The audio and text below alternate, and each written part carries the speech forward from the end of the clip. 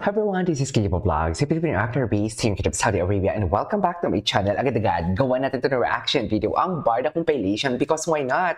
So one sake and longer, I'm really excited to watch this one. Titignan natin kung ano yung mga chismis sila dito sa Instagram at ang tagal natin hindi nakapag-check ng Instagram posting ng ating binibining Clay and then David Dicauco. Pero alam nyo, I was praying talaga na yung movie man yung teleserye na gagawin ni Sir Zig Dulay or ni Direk Zig Dulay, sana man lang talaga i-consider niya din yung Barda, no? Sana talaga. Uy, bakit mo pa ganyan-ganyan ka, KJ? Chris, uy, hindi ko kayo binibigyan ng false hope, ha? Ang akin lang naman is something like, i-manifest natin. Kasi ang lakas ng manifesting, dear. Sa totoo lang, pag minanifest natin yan, malakas talaga siya at nagkakatotoo talaga siya. Anyways, may mga Instagram stories kahapon si Binibining Klein na hindi natin nagawa ng reaction video. Papanoorin natin dito. Pati yung mga repost niya, isa-isahin natin tong mga chismis dito sa kanyang Instagram and also sa Facebook. Wala tayong na-check upon sa Facebook kasi ang promise ko kasi kahit sa inyo na nakaraan is something like gusto kong gumawa ng reaction video about doon sa kanilang mga interviews before kasi nakakamiss yung mga interviews nila and everything.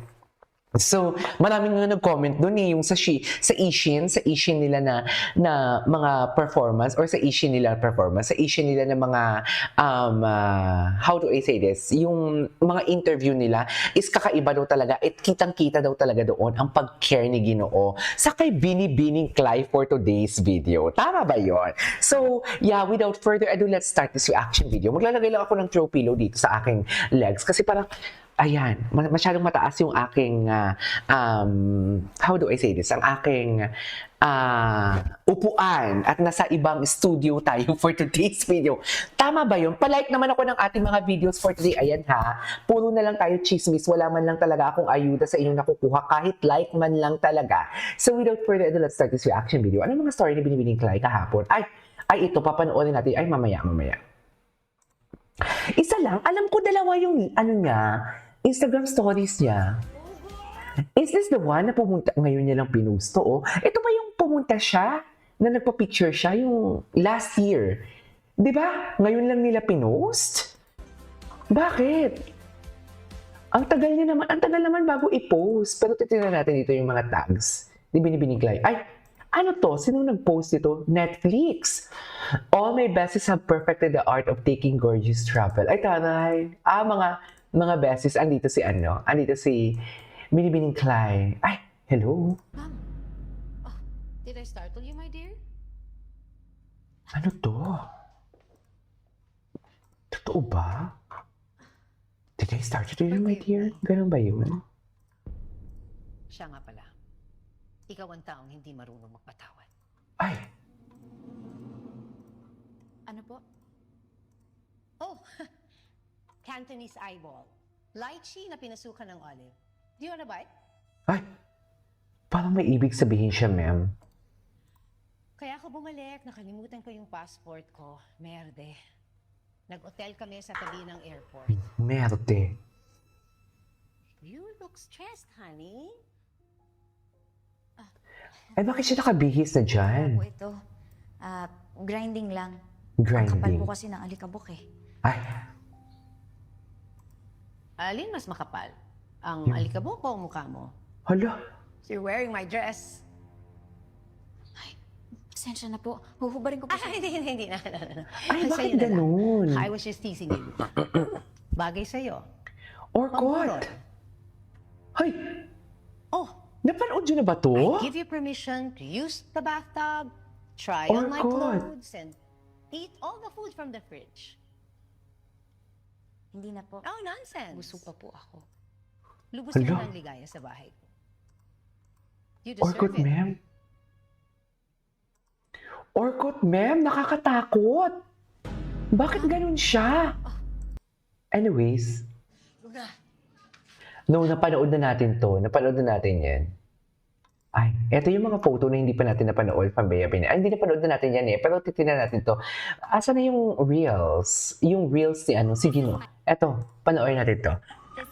Kung saan ang suot ay ang Gibsong ng Nanay Bells for today's video. Charis! Diba? Yung sinasabi ko, wait lang, sino yung message?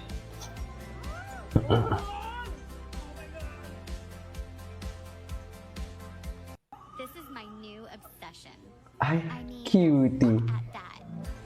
Cutie ni Barbie. Anyways, puntahan natin si David. This is Asa na si David? Ay, si Jillian. Oh, andito si Jillian. Anong chika kay Jillian? Kasama ba? Ay, hindi kasama. Tignan natin si David. Si David. Kung ano yung mga chika, ang tahimik ni Ginoo ha, sa totoo lang. Wala din. Wala din talagang chismis ang Ginoo. Sobra kape. Ay, meron! Wait. And what are the other, ano pala here? Other 3 hours ago. bestsellers aside from Tapa. You have the prawn thermidor. So, prawn siya na may bread. So, Ay, diyan kami magdi-date ni Mami. Ano? Pinay Etchos Garbanzos. my favorite is the chicken inasal. Oh, the chicken in the salad. Pero hindi natin naluto today. Yeah, But, it's okay. yeah. So, things to watch out for. So, the Tapa. Tapa chicken inasal. Also like the Prawn truffle thermidor. pasta. The with truffle steak. pasta. Mm. Yeah. So, Okay. yun. And Bago to ah. this one is also a bestseller. Yeah. Yung shawarma namin. Yeah, and it's very unique. Shawarma. Oh, kasi yung ano niya, the sauce is not the usual sauce. Yeah. Try it. Okay. Okay. Sarap ang kakaya dyan. Baka Ay. mataas yung standards mo eh. Sana all nasasarapan, di ba? Kumusta naman? Well, I think all your dishes, I think most of the mains, kailangan talaga may rice. Yeah. Dun kami nakilala sa rice bowls. Mm. Actually, I really wanted nga sana na medyo i-up siya ng konti, mag-upscale. Pero, Mm-mm. yun na yung market eh. Mm. Yung may rice bowl, And what are the other, ano pala here? Other bestsellers aside from Tapa? you have the prawn thermidor. So, Prawn prawn siya na thermidor. may bread. So, Mm. Okay. What's next? Next question, I'm curious, Ay. since you're already an entrepreneur, a restaurant entrepreneur, Mhm. is there like a Saan dish kayo ito makikita? here at Sobra that you can actually cook from start to finish? well, yung egg. Alam nyo, dapat mag-start tayo sa number 1. Wait. Mag-start tayo sa number 1. Ay, ang daming tags kay David. Ito yung number 1 niya. Okay. Good morning, guys. Ito na part 1, the part 1. David finally. I know it's been maybe more than 2 months or about more than a month in the making. Yeah, oo. Totoo I ba? messaged you, tapos Ganun ka apparently sobrang busy busy. mo pala. Ikaw. Yeah, so, But finally, we're here. We're here at Sobra in Sobra. Opus Mall. yes. I'm curious, you're a celebrity, but why did you decide to invest in a restaurant? Well, I really wanted the business na, you know, like I can be hands-on, something tangible, something na I can be very much involved, diba? And also like, I love food. You love food? I super love food. Oh, what's in the name? Because it's very catchy, Sobra. Love niya yung So why did you food. Sana choose all that love name ang and food. Charas. What is the meaning for you? Okay, so, I feel like in the Philippines, yung palette ng mga Pilipino, Yeah. I mean, Maasim. hindi naman ako nagsasalita for everybody. Right. Ah. But generally kasi gusto ng mga Pilipino yung malasa. Gusto nila yung Agree. sulit. Especially us Chinese Filipinos. Yeah, yung nga pala, yeah. Yeah, the palette. that we Yeah, have. oo. Tapos gusto natin yung value for money, malaki yung serving. Right. But hence the name of Sobra. Diba? So, sobra sa sarap, sobra sa lasa, sobra sa servings, di ba? Yan pala yung meaning, no? Yeah, oh, so yun yung vision talaga all namin. the superlatives in the world. Yeah, to be sobra sa lahat. Good morning, guys. Hello, I'm good here morning. with David. David, finally. Okay. What's the part 2? Next question. I'm curious, since you're already an entrepreneur, a restaurant entrepreneur, Yeah. is there like a dish here at Sobra that you can actually cook from start to Ay, finish? ayan Well, David. yung egg. Ay, yung egg. Hindi start to finish, but somehow you can cook. First yung tapa. Ito, tapa. Ay, talaga? So Yeah. this is their Tapa? bestseller. Totoo ba? Tapa talaga siya. Oh, sa bagay, Why did prito-prito you na din naman decide, kasi or marinated na yan, was it by di ba? accident na naging bestseller to? O when you put up this restaurant, ito na talaga yung naisip mo na magiging signature dish? Well, during the pandemic, nag-start kasi kami sa online. Through Instagram lang, Facebook, yung ordering. Right. And mention mo, nag-order ka doon, di ba? Oh yeah, during the pandemic, online. Yeah, oo. Kasi So- super, like everyone's doing online business Yeah, now. oo. Na-inspire ako sa Sushi Bake. Diba, during the pandemic, so- yun yung ano talaga, yun yung Right. thing at that time. Right. So, I don't know, I came across a post na on Instagram na parang tapa.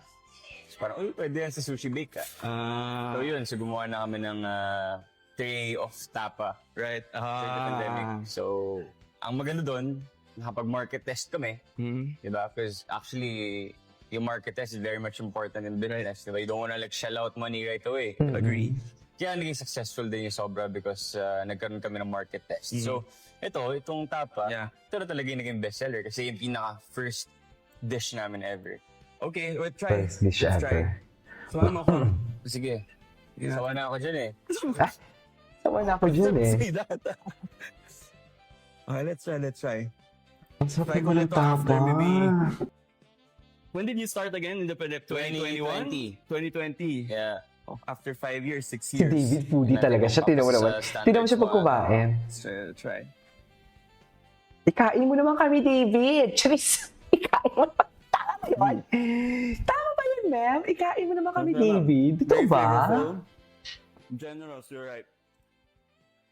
And I guess it really patok sa Filipino palate because it's more on the sweet, salty kind of taste profile. Yeah. Mm-mm. What's important is really that it's very generous. I guess yun yung advantage. Yeah. Sarap.